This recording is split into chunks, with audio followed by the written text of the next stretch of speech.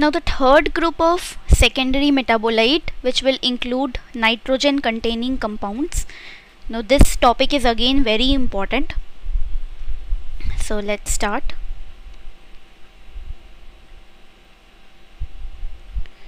So nitrogen containing compounds are biosynthesized from lysine, tyrosine and tryptophan amino acids. There are several different types of nitrogen containing compounds. One includes nicotine and their relatives, and this nicotine and their relatives are synthesized from ornithine. Okay, this ornithine is an intermediate in arginine biosynthesis. Okay, now what is the role of nicotine? We know nicotinamide adenine nucleotide dinucleotide. Okay, so this nicotine are the constituent of NAD plus and NADP plus, which serves as an electron carrier in the metabolism. So remember, nicotine is synthesized from ornithine, and ornithine is an intermediate in arginine biosynthesis. Okay, and nicotine is a nitrogen containing compound. So starting with the first nitrogen containing compound, which is alkaloid. Okay, so these alkaloids are the diverse group of nitrogen containing compounds. The typical alkaloids are derived from plant sources and contain one or more nitrogen atoms. Okay, alkaloids are the nitrogen containing compounds. They contain one or more nitrogen atoms, usually in a heterocyclic ring. So alkaloids are very heterogeneous. Now based on the chemical structures, alkaloids are classified into two broad categories: non-heterocyclic and heterocyclic alkaloids. So if I write non-heterocyclic alkaloids, if I write the example, non-heterocyclic alkaloids, which include, now these non-heterocyclic alkaloids are also termed as protoalkaloids.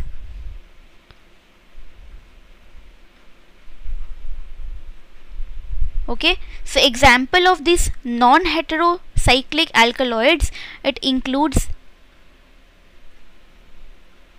ephedrine, colchicine. So these all terms are familiar with us.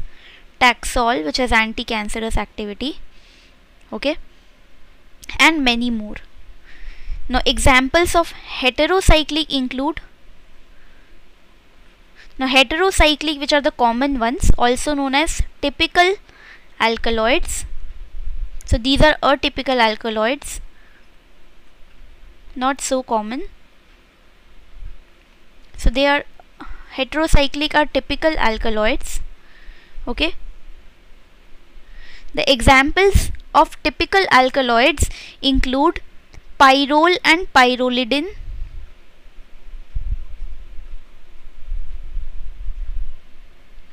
pyrrole, pyrrolidine. Okay,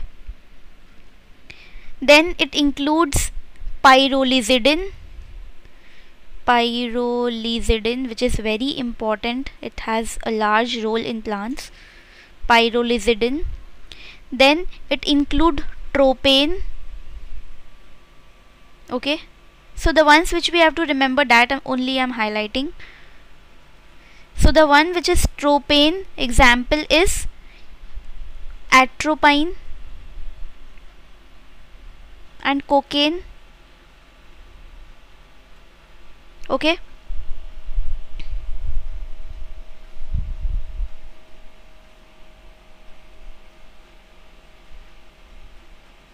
next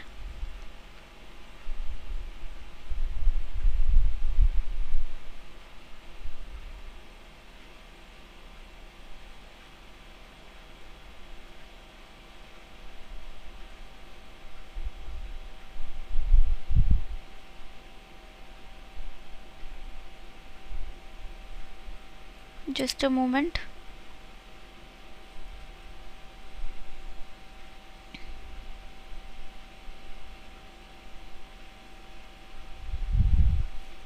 Okay, another type of heterocyclic, it includes quinoline. Okay, I'm demarcating the two sides. Another type of heterocyclic, it includes quinoline. An example is quinine. Okay, another type includes indole. Now question comes from this, so please focus. Indole, example is vinblastine, vincristine.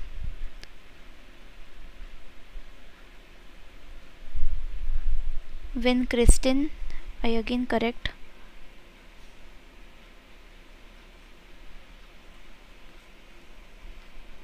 It is vinblastine and vincristine.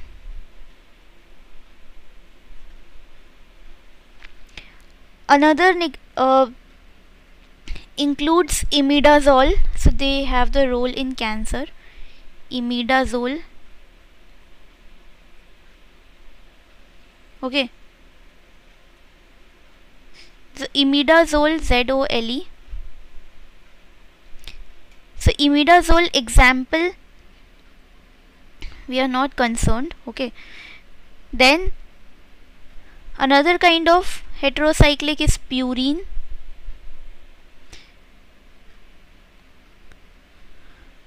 Or pyrimidine, which includes caffeine,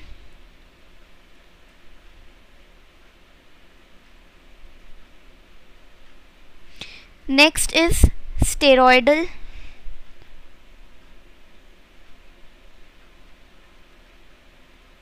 Okay, another is terpenoid.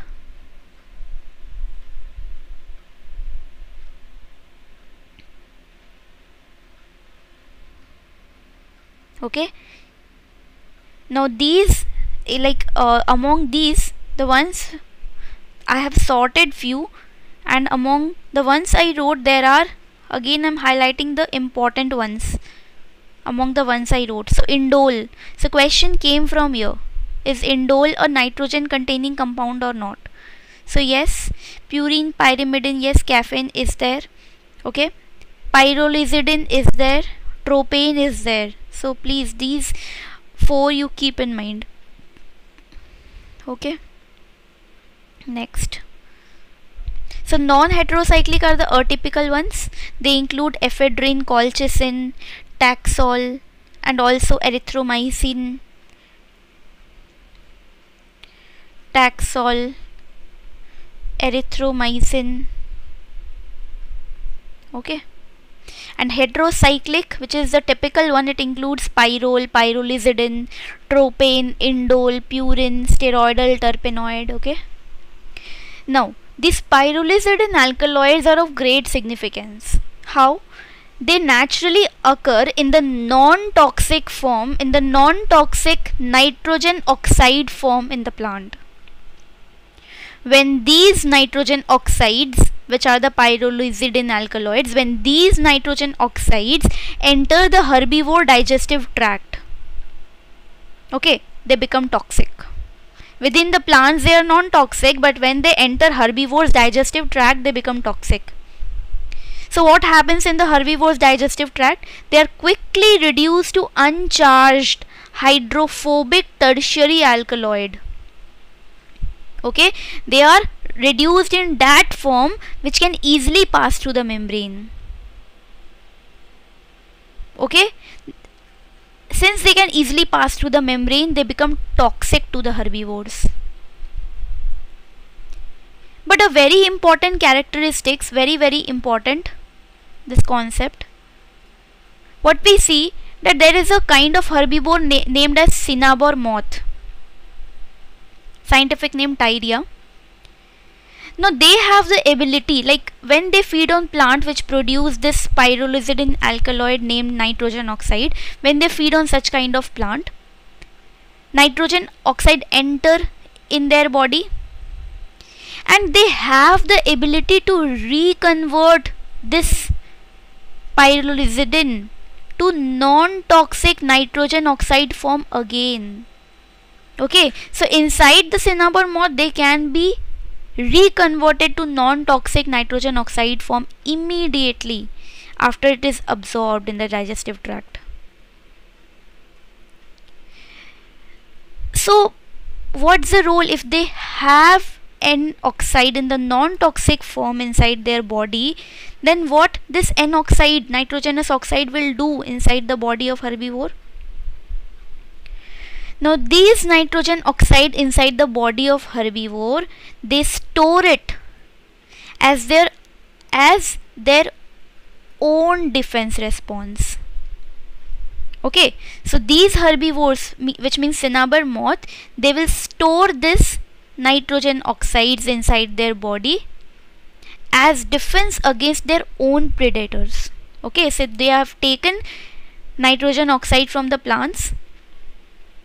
Okay, and once this nitrogen oxide is absorbed by their digestive tract, they become toxic, and this toxic one is again immediately converted to non-toxic nitrogenous form.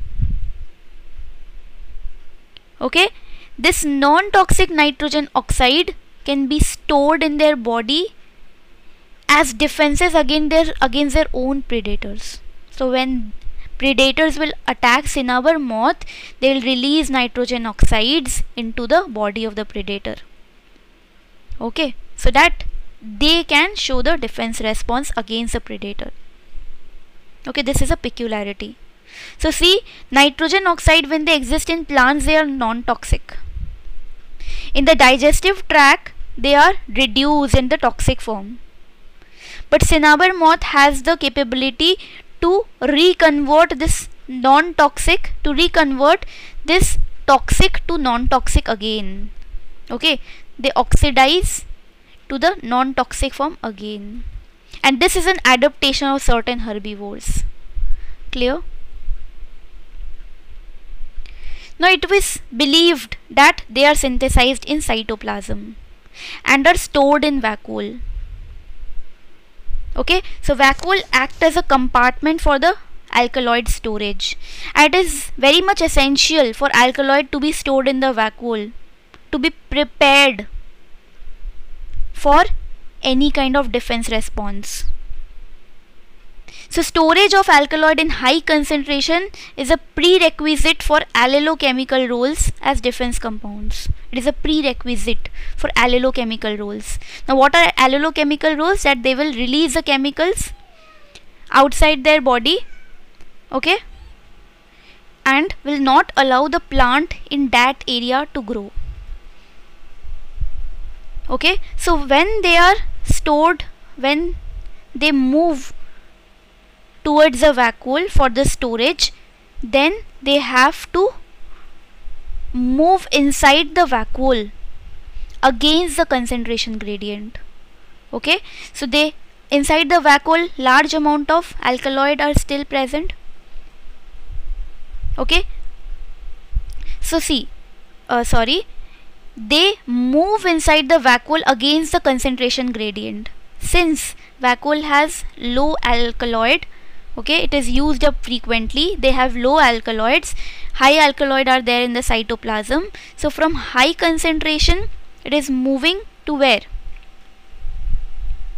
So see, if this is a cell and this is a vacuole, so this vacuole have high concentration of alkaloid which is stored all the time, okay, which is a prerequisite requirement. Okay, they are stored in high concentration and they are synthesized in cytoplasm. So in cytoplasm what happens? They are used up and excess is stored in the vacuole. So many, like high amount, are always stored in vacuole.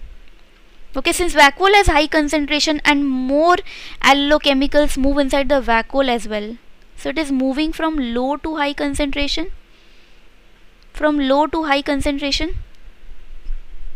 So it will be against the concentration gradient. Is in vacuole it is high, in cytoplasm it is low. So they need to be stored in vacuole. So they are moving inside the vacuole against the concentration gradient. Now since they move from cytoplasm to vacuole, they have to cross the vacuolar membrane to enter the vacuole. Now the entry into the vacuole can be due to three mechanisms. First is simple diffusion. So if the alkaloids are different kind of alkaloid which will show different type of transport response. Okay, so if the alkaloids are lipophilic, they do not require any transporter. They can pass the tonoplast. Example, nicotine and colchicine. If the alkaloids are polar and charged, they require a transporter, which is a carrier mediated transporter. Example, leupanin, reticulin, hyoscyamin. Okay, leupanin, reticulin, hyoscyanin. So these are what? These are all heterocyclic alkaloids.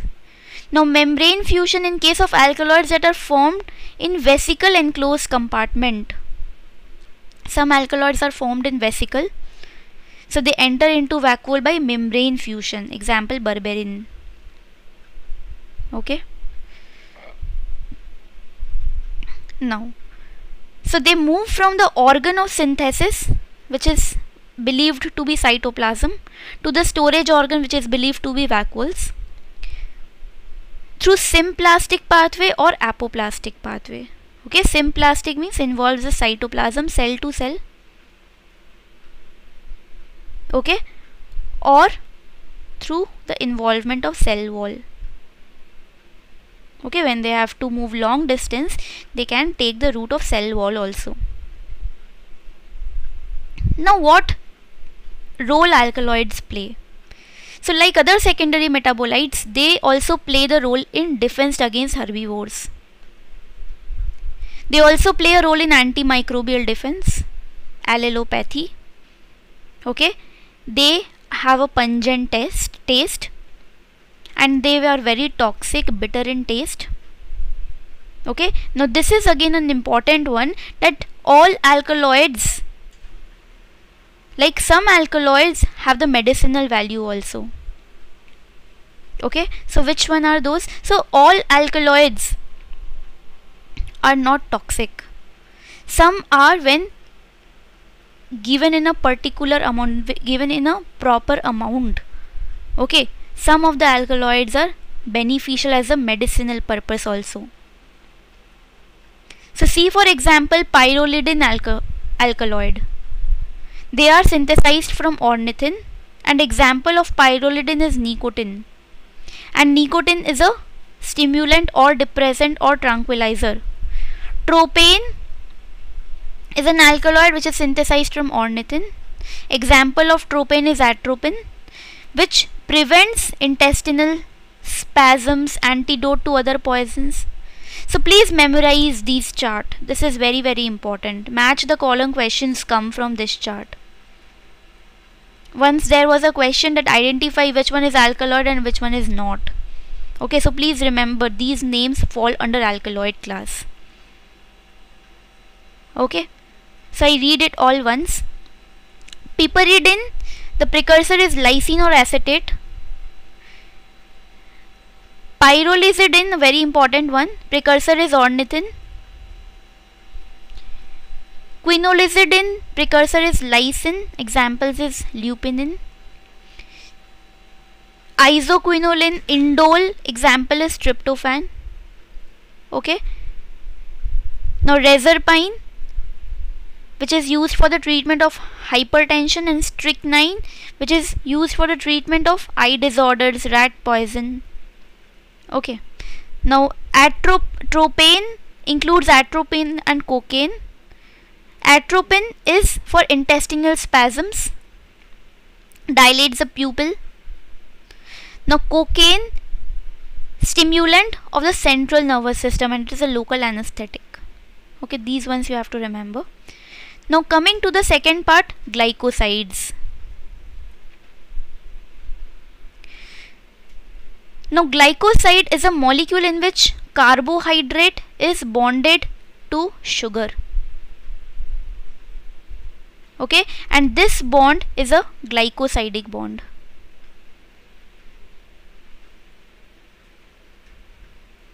I'm very sorry.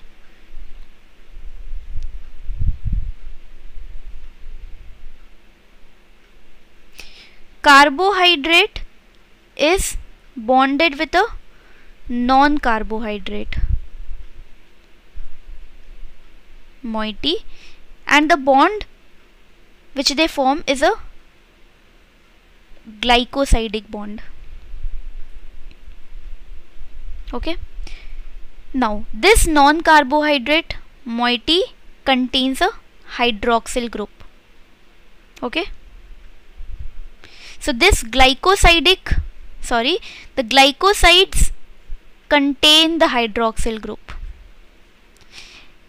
The glycoside is the molecule in which carbohydrate is bonded to a non-carbohydrate moiety, and they contain a hydroxyl group. Now the non-carbohydrate part can be aglycone. The example of aglycone can be terpenoid, steroid, flavonoid.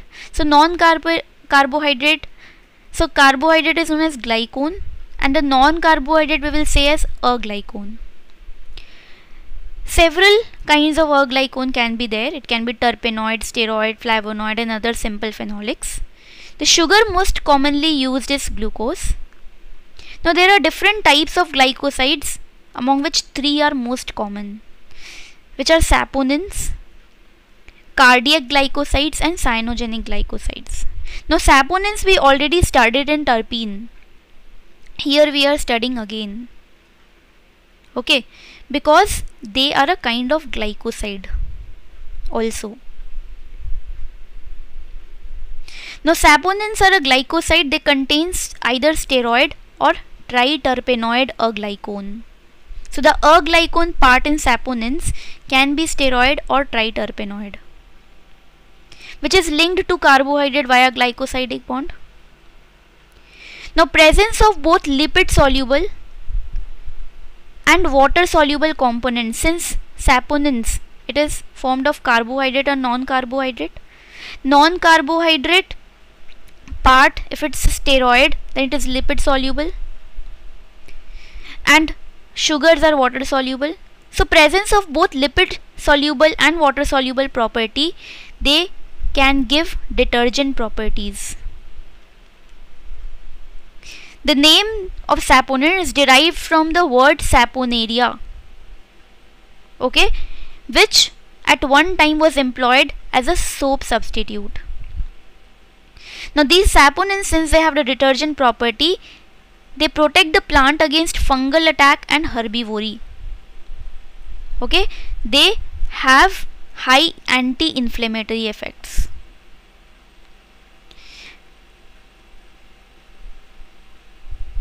So first kind of glycoside we studied is saponin. Second is cardiac glycosides.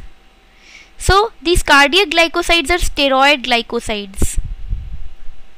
Okay, a glycone component here is steroid. For example, digoxin. It is obtained from foxglove plant, please remember.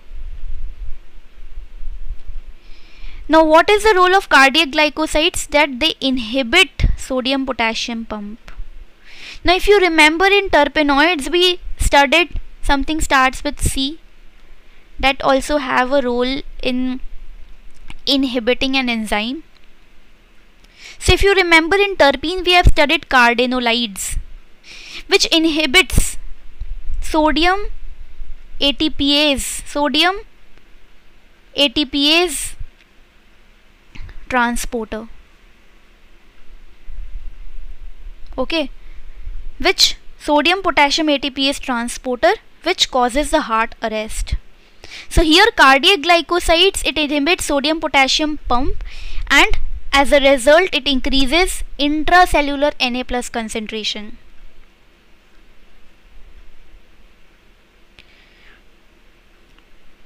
Now the third type of glycosides, very important type of glycoside, is the cyanogenic glycosides. They release a kind of poison known as hydrogen cyanide, in short HCN. Okay. So they are the other protective nitrogenous compounds other than alkaloids found in plants. Now cyanogenic, two groups of these substances, cyanogenic glycosides and glucosinolates, two are very important.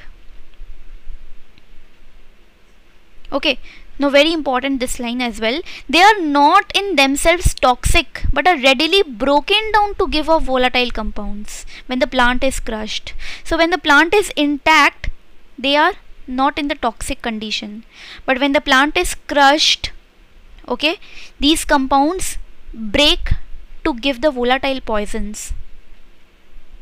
Now cyanogenic glycosides, they release a poison named HCN, hydrogen cyanide.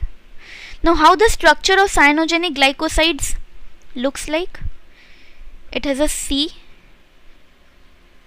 oxygen and a cyanide group. Oxygen is bonded to sugar since it is a glycoside, and two R groups. So R groups are the alkyl or aryl groups. Okay.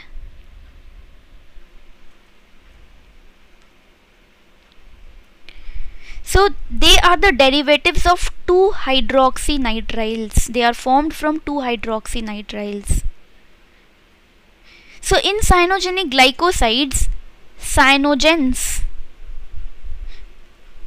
a glycone containing a cyanide group often form glycosides with D-glucose.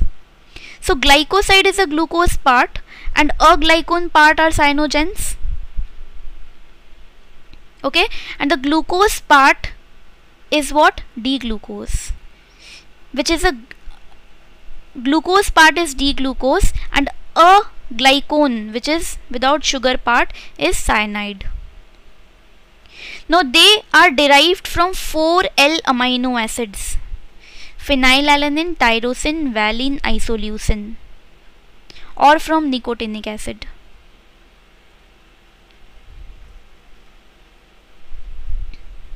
So they also have a protective function in certain plants. They produce HCN. Okay, so when cyanogenic glycosides are broken down, they releases HCN. Now what is the role of this HCN? This is a fast acting toxin which inhibits metalloproteins. What metalloproteins? They inhibit iron containing cytochrome oxidase. So once HCN is released inside any body, they inhibit a metalloprotein named cytochrome oxidase, which is a very important enzyme in mitochondrial respiration. Now when cyanogenic glycosides are there, it deters means not allow it feeding by the insects and other herbivores such as snails and slugs. Okay, when a plant feeds on a plant, so when an organism, when a herbivore, when a pest feeds on a plant, okay, when they feeds on a plant, then when the plant part is crushed, then cyanogenic glycoside breaks and release HCN. But when the plant parts are intact, they do not release HCN. Okay, they are released only when the plant part is crushed. So once HCN enters in the body of the pest or herbivore, then they inhibit metalloprotein, that is iron containing cytochrome oxidase. So their mitochondrial respiration will be inhibited. Now another kind of glycoside is glucosinolate. Very important. Very important means questions come from these topic. Okay, so glucosinolates are the content of mustard oil. Okay, these glucosinolates break down to form volatile substances.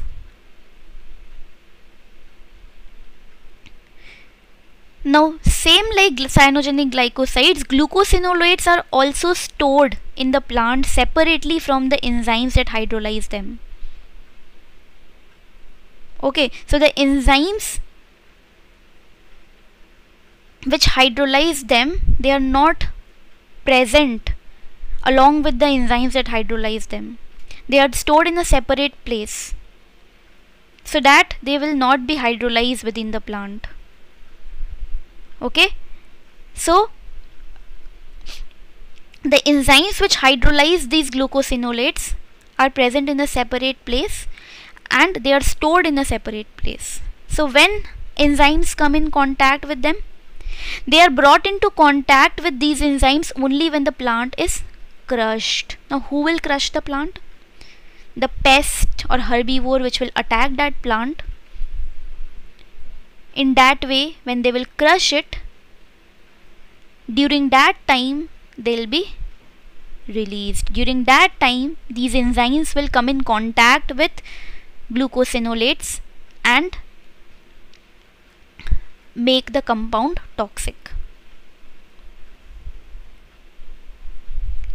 Now there are some non-protein amino acids also. Till now we have studied the amino acids from where the alkaloids are formed. Now there are some non-protein amino acids also which play the role in defense against herbivores.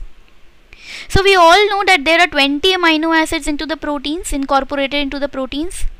Now there are some non-protein amino acids which are amino acids but they do not form proteins. Since they do not form proteins, so they cannot be incorporated into proteins, but they are present in the free form. So what is their role? They act as a protective substances. What do they do? So the example of one non-protein amino acid, non-protein word here means that they are not incorporated into protein, but they are amino acids. So one example of non-protein amino acids include canavanine. It is an analog of arginine. And another non-protein amino acid named azatidine 2-carboxylic acid. Please remember the name. This concept is also very important. It has a structure of proline. So what do they do? Even if you do not remember the name, it's okay. But please remember one, canavanine is simple. If you do not remember the second name, it's okay. But remember, there is an analog, non-protein analog amino acid of proline also present. Okay, there is a non-protein amino acid which is analog to proline is also present in the system. Now what is their role? That they exert their toxicity in various ways. Some block the synthesis or uptake of protein amino acids. Okay, so they block the uptake of protein amino acids. Since they look like the main amino acid, since they look like the protein amino acids, okay, they mistakenly taken in place of their analogs, but they cannot be incorporated into proteins. They are mistakenly intaken as a structure resembles to the proteinaceous amino acid, but since they are non-protein, they cannot be incorporated. They can be mistakenly taken, and such as canavanine can be mistakenly incorporated. Okay, so what happens? So these non-protein amino acids, they exert their toxicity in various ways.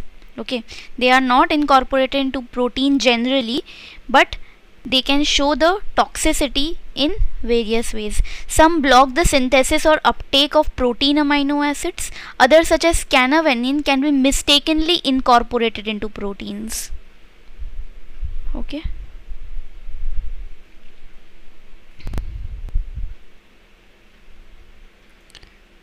So next, see, canavanine is a non-protein amino acid which is a analog of arginine, which is a proteinaceous amino acid.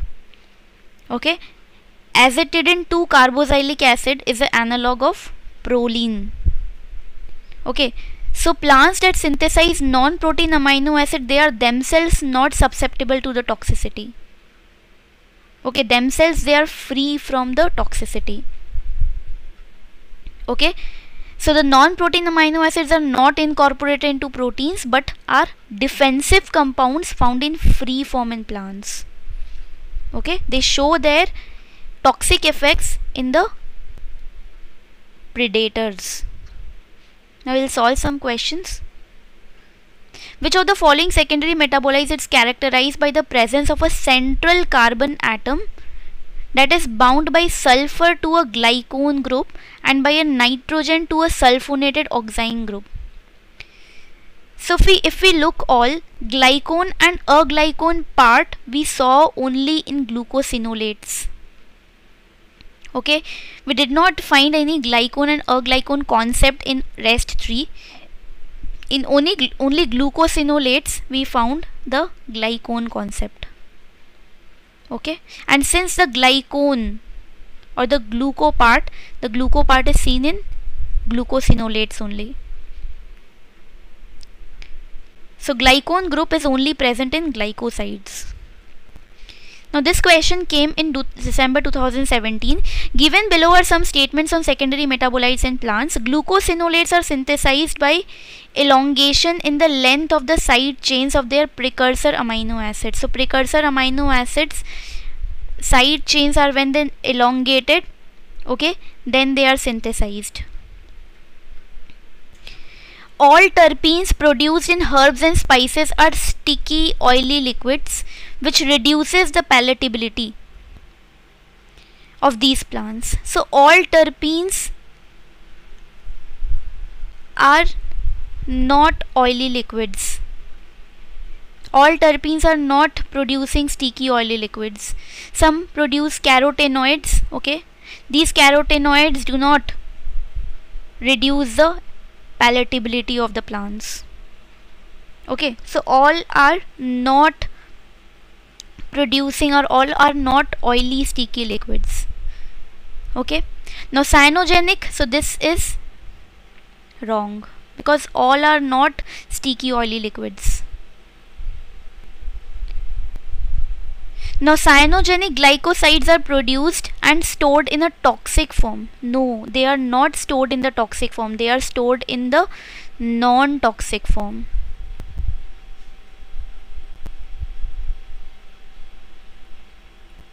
And become toxic when the parts or where they are stored is crushed or when the plant part is crushed. So this is wrong.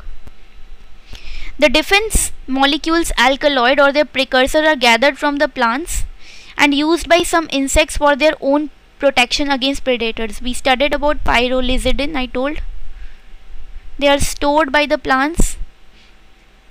They are stored by some insects so that insects can use that chemical for their protection against their own predators. Okay, so this is correct. And this first one is also correct. I'll show you how. Glucosinolates, the alkenyl and aromatic glucosinolates in oilseed rape, Brassica napus, which is a mustard family plant, they produce glucosinolates. They are biosynthesized from chain extended homologs. The chains are extended. Okay, and the precursor include methionine and phenylalanine. And pyrrolizidin and alkaloid we already studied. So A is correct. So the option A and D are correct here. Next is the following statement are made regarding secondary metabolites of plants. All secondary metabolites are constitutively produced. No, they are not constitutively produced. They are produced under adverse conditions. Okay, so this is wrong. They serve as signal to help the plant survive under adverse condition. Yes. They may be volatile compounds. Yes. Say for example, glucosinolates are volatile compounds. They contribute to flower color. Yes. Anthocyanins. Okay. Glucosinolates. So yes, so A, C, D are correct. Next is, which one of the following compounds is not a part of alkaloid class of secondary metabolites? Tropane is the part, indole, pyrrolidine is the part, lignin is a part of phenols. Lignin is not a nitrogenous containing compound. Okay, so this is a correct answer. These are wrong. So this I have included the explanation. Please go through it. Next, given below are some statements on secondary metabolites in plants. Now this is repeated.